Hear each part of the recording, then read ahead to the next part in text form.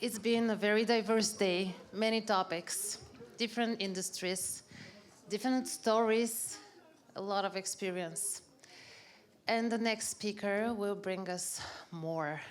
Do you have the energy for that? Yeah. Still eager to hear? It is real estate this time and the adoption of AI. Ladies and gentlemen, please welcome Jan Hoffmeister and his story about digital transformation. Till our captain managed to turn the slides. Jan is a great friend of ours. He's German, living in Switzerland. Yes. He's owner of one super successful German company, entrepreneur. What else? You name more. Father, family man. Okay. Okay, so we have the slides. Once again, with huge amount of applause for Jan.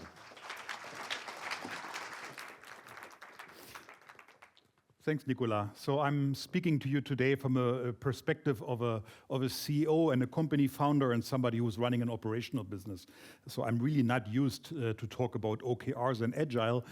Normally, I rather speak to customers about how to sell real estate.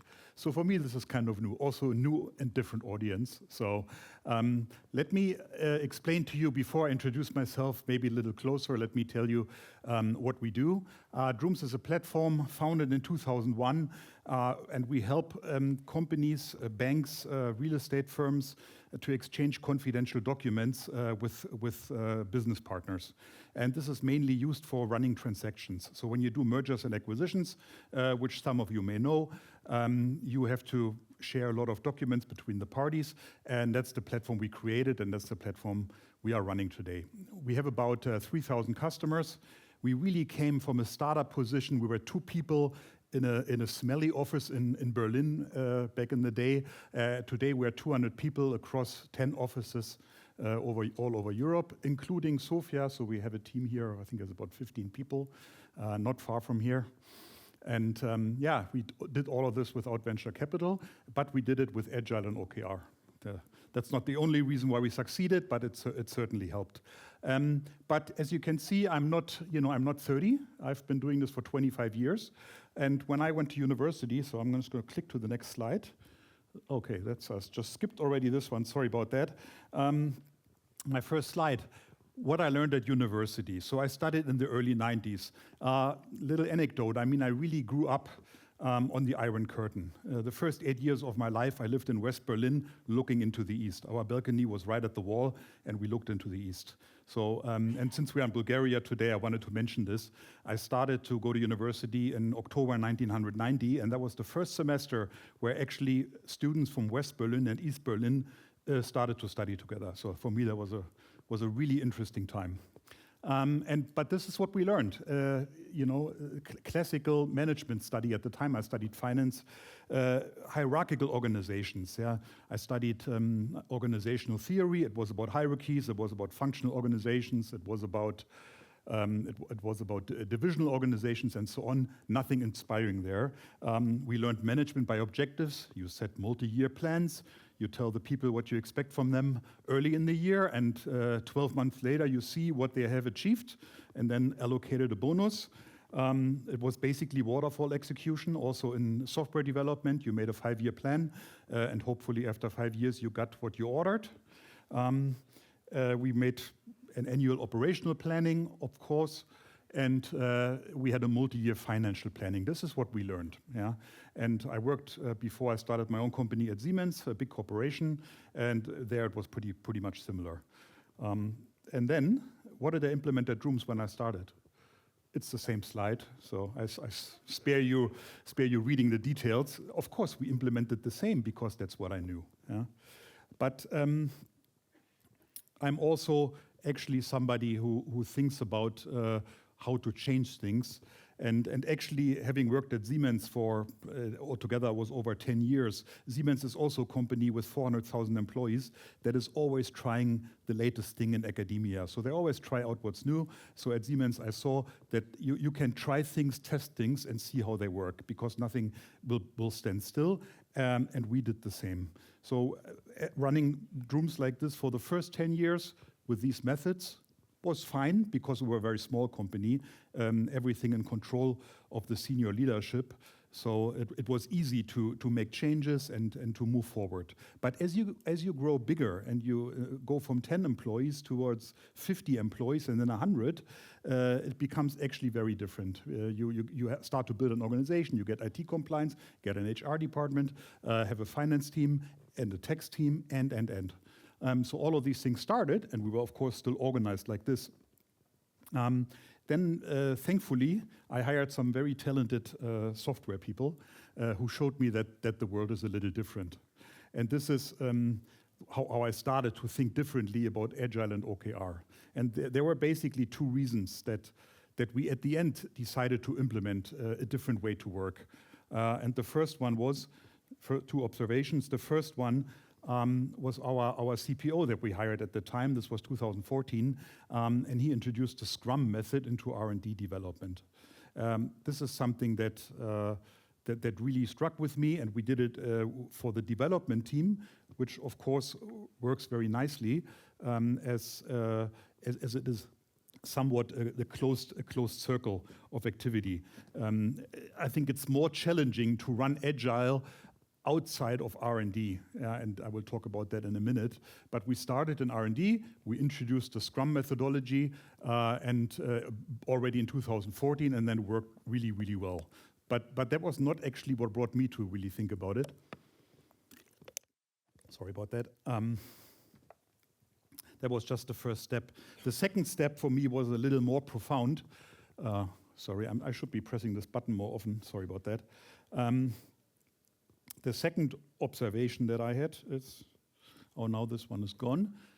I looked at the world outside, and I looked at the most valuable companies in the world. So when in the year 2000, it was companies like GE, ExxonMobil. They were the most valuable companies in the world. Everybody looked at them. Everybody admired them. Jack Welch was in the 90s the greatest manager alive. Today, unfortunately, he passed away a couple of years ago. And he was driving his company basically with a big stick, yeah, and it made huge progress. I think they had, 20 years in a row, every quarter, growing results, growing revenue, growing share price. And this was in the 90s. That was the way to manage a company.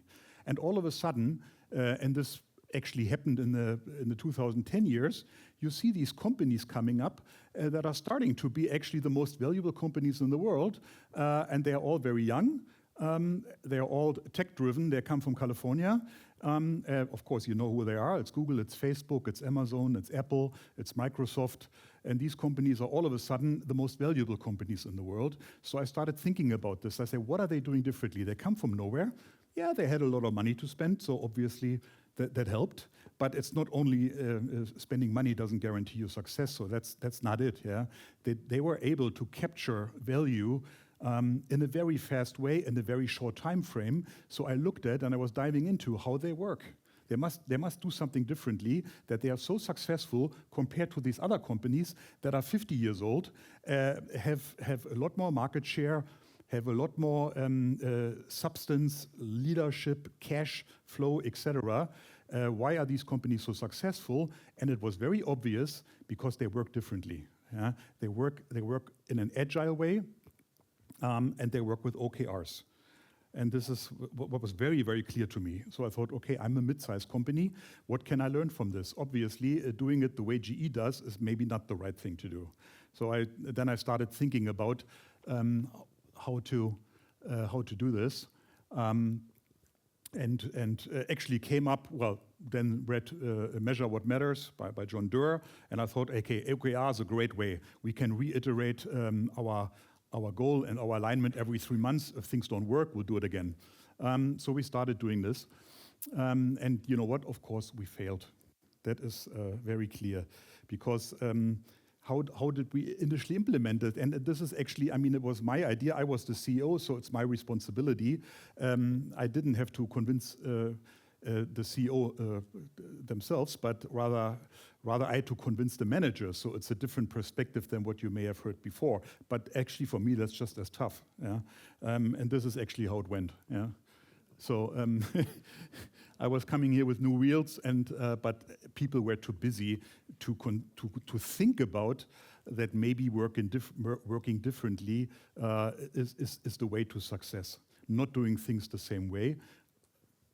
The employees were very hesitant, and I think even today you have employees who are or managers who are maybe in their 50s, and they went to university just like me around the same time. So they learned the same stuff, and if they haven't progressed, they are still running around with what they've learned 30 years ago.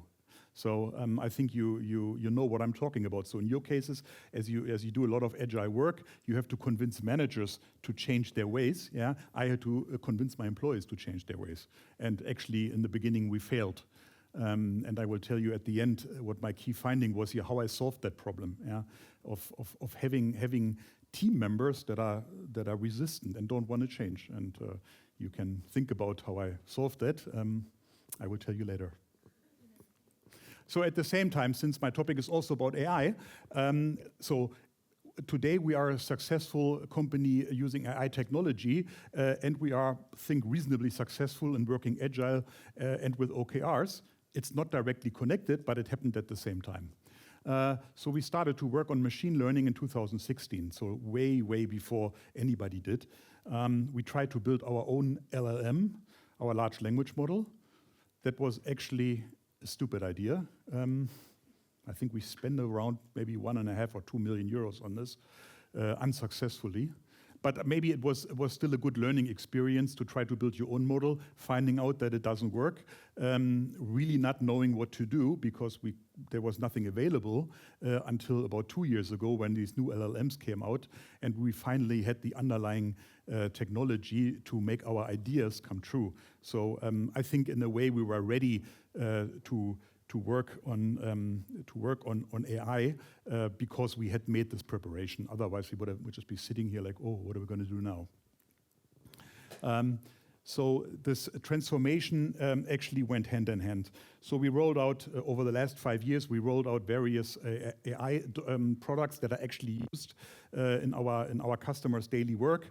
That is actually the challenge. So it's easy to make an AI use case that looks good, but to bring it into production with customers is a different story because it has to be correct. It has to work under all circumstances, and it shouldn't crash the system ideally because it uses so much capacity. So all of these things have to be considered when you have thousands and thousands of users every day. And at least we were able to do this. And the timeline of this rollout, now it's actually animated, I didn't even know this. So we started working in Scrum in 2014. We did our first shot at OKR in 2015, failed, yeah, was my initiative. Company wasn't ready, people weren't ready, didn't work. We hired our first AI engineer in 2016, as I mentioned, and the team, which is actually here in Bulgaria. We started to work agile in the whole company, and that also coincided a little bit with the starting pandemic. So working online and remote also actually helped you to work agile. And then we took a second shot at OKR, and that failed as well. Sort of failed, because we couldn't really get it off the ground. So we were doing it and so on and so forth, but it didn't really catch on because the employees thought it's extra work. Yeah, I have to do my normal work and I have to do OKRs. And that's not the point. OKR is the work. Yeah? So, and maybe there are some functions in the company where OKR is not the right method. Yeah? And so we found that out too, and we said there are some teams in our company that don't have OKRs because it really doesn't make sense for them, and that's fine too. And what we did was then in 2023 we revamped OKR and we hired Agile Pool here with Bogoy and Nicola and asked them to help us in the implementation.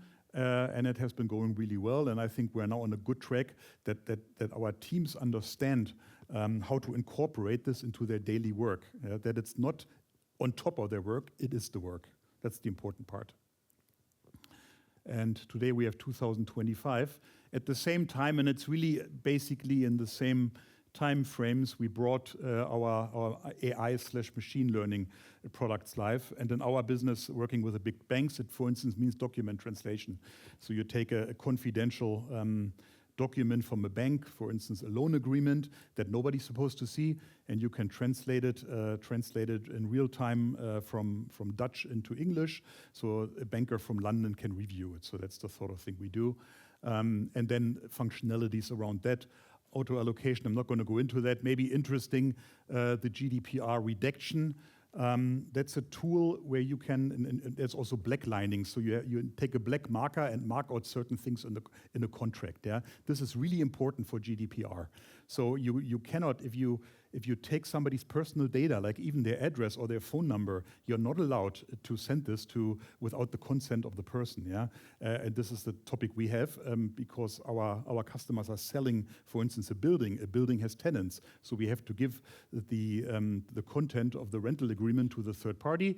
But our tool can redact it. So we say redact the whole data room, then all the confidential files get redacted, have little black lines over them, so the identity of the person is never revealed because it's not really needed.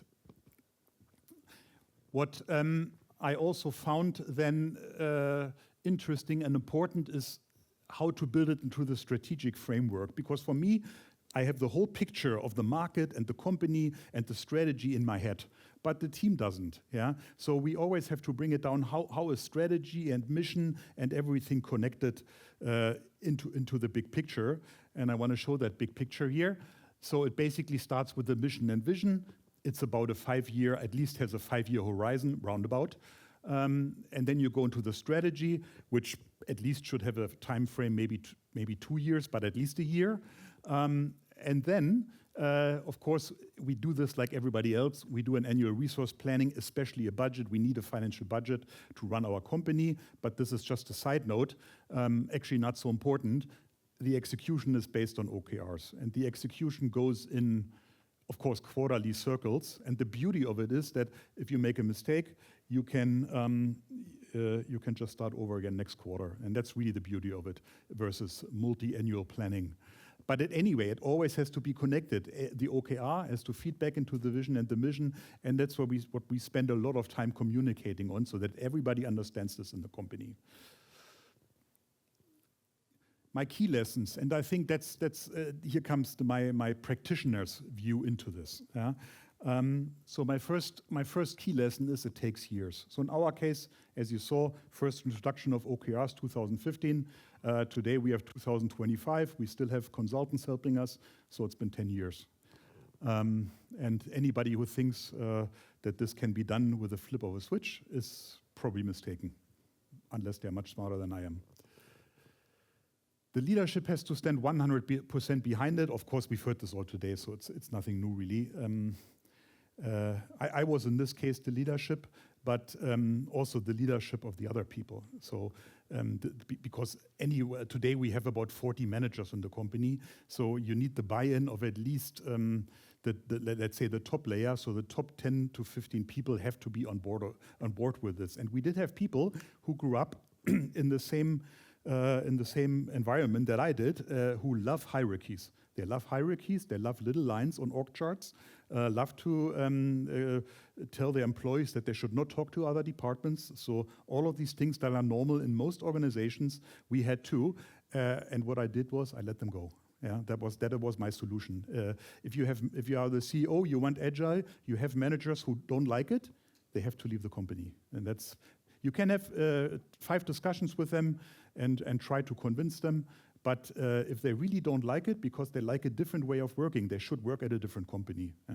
Just like you should work for a different CEO. If the CEO doesn't like this and you want it, either try to convince the CEO or just leave, go somewhere else. There are a lot of companies out there that would be happy to have you on board.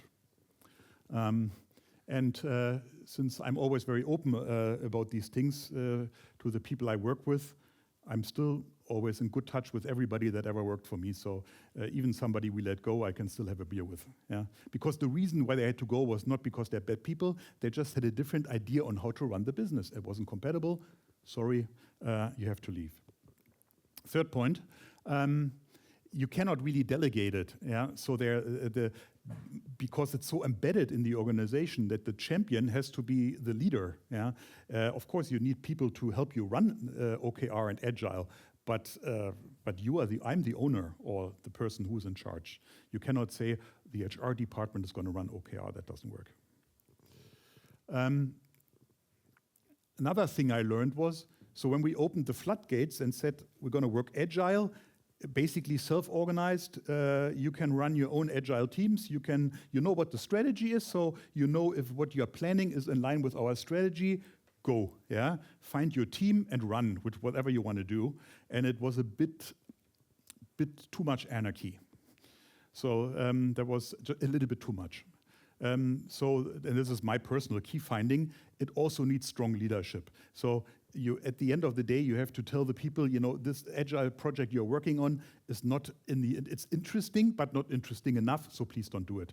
Or somebody starts a project, which of course will never end. Yeah, and then you have like 100 projects that are running at the same time and sort of are being touched every 2 weeks, and you never get anything done. So I stepped back from letting everything go to having a firm leadership. So making sure basically everything is aligned and going in the right direction. So that's my personal finding. And that's the point 5 here. You need to build your own frameworks, because everything I read about Agile and OKR is great in theory, probably works in other companies. For us, didn't always work. So at the end, I thought I'm not trying to implement something that's written in a book. I'm trying to implement something that actually works. Yeah? And every company is different. Every organization is different. Every country is different. You got mentalities in different countries. So you got to use that and build your own framework, which is what we did. And it's not pretty. It's not a blueprint for others. It's just for us. Agile and OKR go hand in hand. I think in many ways, maybe OKR is easier to run if you just have departments, like in the old sense. Department does certain things. They can set their own OKRs. Agile then goes across departments, across organizations. So it requires more alignment between the people. And that is also more tricky in the OKR. But nevertheless, they got to go hand in hand. Last point here on my, second last. So again, in order for people to understand how Agile fits into the strategy and the vision, they have to understand the strategy and the vision. And ideally, as a leader, you shouldn't change it every 5 minutes. So all of this goes hand in hand. So I will try to spend a lot of time talking about it. Chrissy can confirm whether or not this works, because she works for us here in Bulgaria. And hopefully, I will ask her after this presentation whether or not it is understood what we're trying to achieve. But as a leader, you cannot communicate enough about it, what you're trying to achieve, to get everybody back on the same page. Also, of course, you're constantly hiring new people, and they got to be brought in. So you have to repeat the message over and over again. My last conclusion is that basically with waterfall, all of this would have been impossible. Classical waterfall planning, no way. Because things change so fast, and I'm inclined to say that maybe now they're changing faster than ever, also driven by the AI revolution that we're seeing, is that things are changing so fast that if you try to work in the old way with waterfall and multi-year planning, you're not going to get anywhere, because things just change so fast. You got to adopt, yeah, and you need to have the tools to adopt and the organization to adopt. And we've been very lucky that we were able to build this the setup early on. Maybe it was a bit random, it was a bit luck, but I would say it's also our curiosity to always look for what's new out there, what are people doing that are successful. Don't reinvent the wheel, just copy it. So my last little wisdom here. So if you don't know where you're going, you might not get there, yeah? Yogi Berra. It's very obvious, but a lot of people don't know where they're going. And then they're surprised to where they end up. Thank you very much.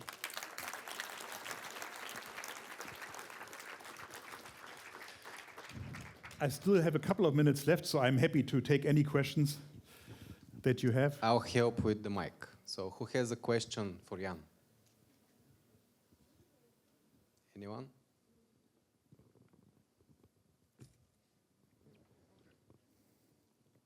Yeah, well, was the first one.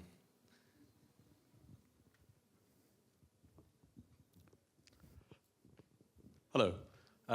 Thank you. I think that was a really good presentation, and your key lessons learned resonated with me a lot when I've tried to do similar sort of things with organizations.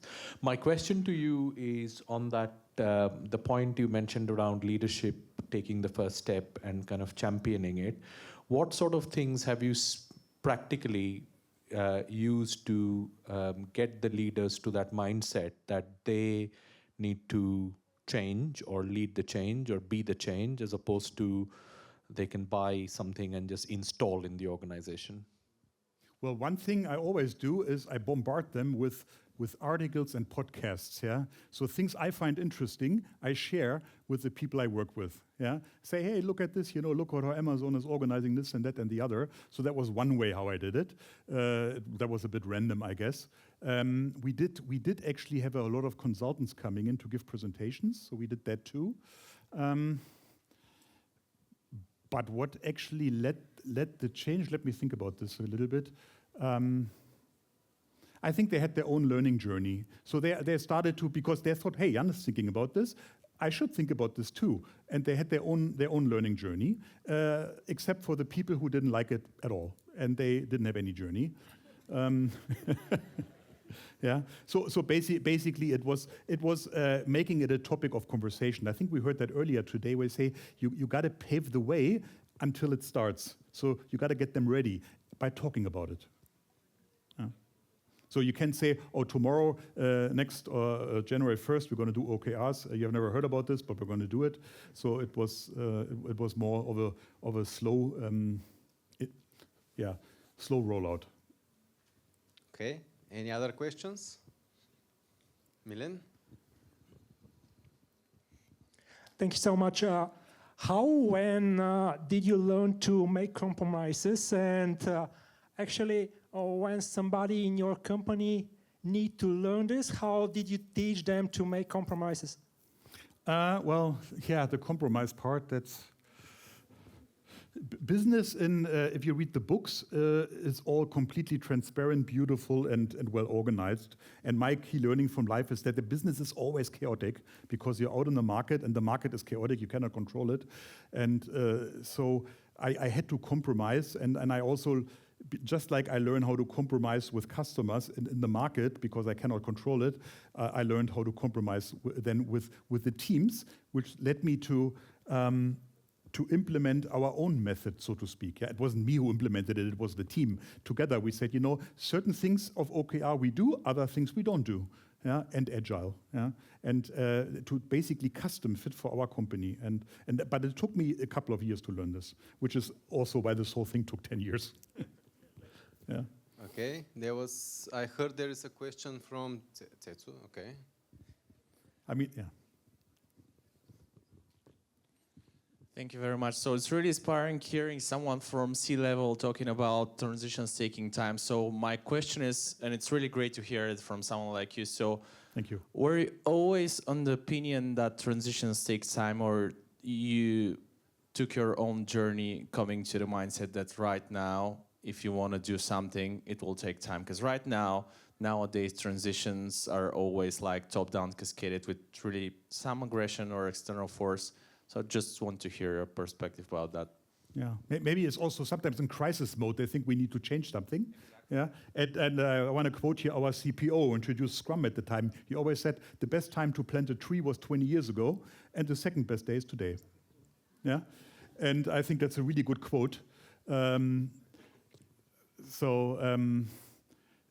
is no miracle here. I think maybe. I also lost track in the meantime. So we were starting, and then I was also working on other things, and we lost it a little bit. So I should have stayed on the ball. Maybe those 10 years would have been 5 years. Yeah. But I don't really have a magic bullet, to be honest. Okay. Yeah, plant the tree. That's what I can recommend. Yes, so yeah. start. There's no reason not to start today. Yeah. Thank you very much, Jan, for your great talk here. My question is, as a CEO, where do you talk to other CEOs about your great company, about your great attitude in your company?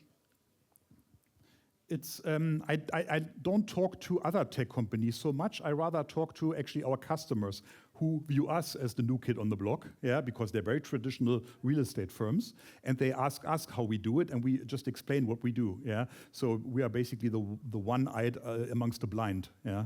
And I don't really network with other people who have similar problems, yeah.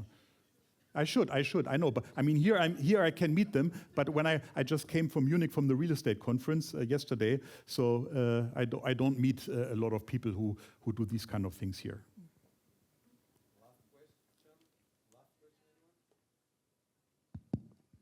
Last question. Okay, you're very far away, but I'll come. Okay. We got 40 seconds, so hurry up.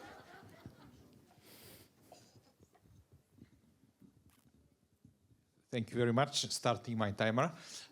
Great presentation indeed. I have a question about the normal employees. How did they react on the OKR? Well, they perceived it as extra work, yeah? They thought I have to do this on top of what I always do. So but I think they were more open than the leaders, yeah? Because the leaders were very concerned about their position in the organization, while for the normal employees, it doesn't really change, because the employees want to work with their peers in Agile. Yeah? And in a classical hierarchical organization, the employee sometimes is not allowed to work with their peers in other departments, because the communication goes to the boss, goes to the other boss, and goes down again to the employee. Yeah? And this is what we had. Yeah? And so I would say the employee liked it better than some of the leaders. Thank you, Jan. Thank you very much. I think you really increased applause. So we are 5 minutes behind, but still, let's quickly change the room if you want to change the room, and then we'll continue with Ilko. Thank you, Jan.